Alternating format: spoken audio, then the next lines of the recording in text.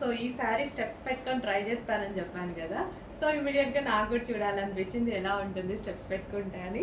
So చాలా వరకు నాకు సింగిల్ పళ్ళు వేసుకోవడమే నచ్చుతుంది అనమాట. బట్ ఈ శారీ స్టెప్స్ వేసుకున్న చాలా చాలా బాగుంది. సో అందుకోసం నేను చూసుకోవడం కోసం యాక్చువల్ స్టెప్స్ పెట్టుకున్నాను.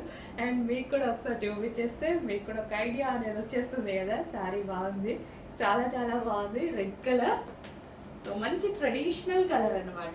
కలర్ అయితే చాలా ట్రెడిషనల్ కలర్.